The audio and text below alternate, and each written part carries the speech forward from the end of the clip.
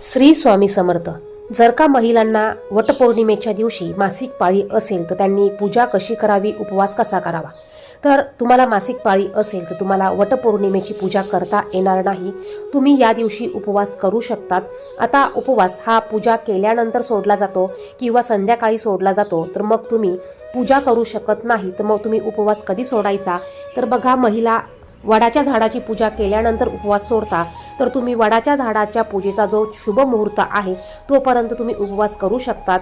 त्यानंतर तुम्ही उपवास सोडला तरी चालेल.